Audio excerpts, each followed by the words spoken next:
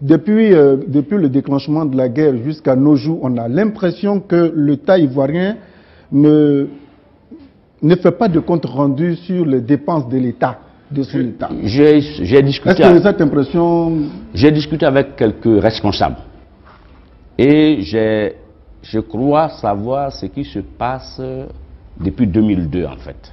Ce dont se plaignent les Ivoiriens, que depuis 2002, l'État est devenu opaque, l'État ne rend plus compte, on ne sait pas où va l'argent de la République. Dans toute l'histoire de l'humanité, dans aucun pays du monde, on ne peut faire une révolution économique et politique si on n'a pas créé une bourgeoisie nationale. Donc, comment créer? Qu'est-ce qu'il faut pour créer cette bourgeoisie tant criée ou décriée? Qu'est-ce qu'il faut véritablement? Elle est en création, Abidjan. Depuis 2002, je crois que les milliardaires sortent des terres comme je sais pas, comme des cacahuètes. Mais ces milliardaires-là, le vrai débat qui va avoir lieu, c'est après la guerre. Le vrai problème que tout homme qui veut faire le changement dans un pays du tiers-monde a, c'est lorsque l'impérialisme s'en va, qui prend la place des opérateurs économiques étrangers. Parce qu'en partant, ils vont saboter toute l'économie du pays, comme ils l'ont fait en Guinée et Conakry.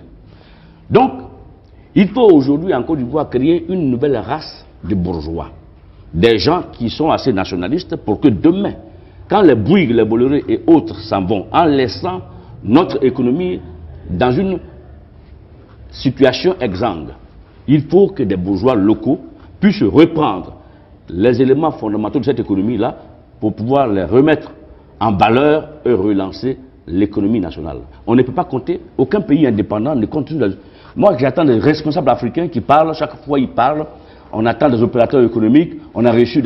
Aucun pays dans le monde ne peut se développer sur la base des opérateurs étrangers qui viennent investir dans un pays qui n'est pas le leur. Donc, dans tout pays, avant qu'on ne lutte pour l'indépendance, il faut déjà qu'on comptabilise combien de personnes dans ce pays-là ont l'argent pour que le jour où on prend l'indépendance, les opérations financières pour l'investissement viennent de cette bourgeoisie avec laquelle on peut discuter, trouver un pacte. Même Berlusconi, quand il a été élu, pas maintenant, mais sa première élection. La première des décisions qu'il a prises, c'est de lancer un appel à tous les Italiens qui sont aux États-Unis et ailleurs pour qu'ils ramènent l'argent qu'ils ont acquis. Ils s'en foutent de comment ils ont acquis l'argent, qu'ils ramènent l'argent.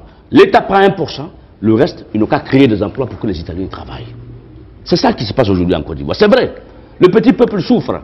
On dit, mais on ne sait pas où les réformateurs vont à l'argent. Mais ce que nous on constate, c'est que de 2002 à maintenant, on peut au moins compter quelque chose comme 150 voire 200 milliardaires à partir de la refondation.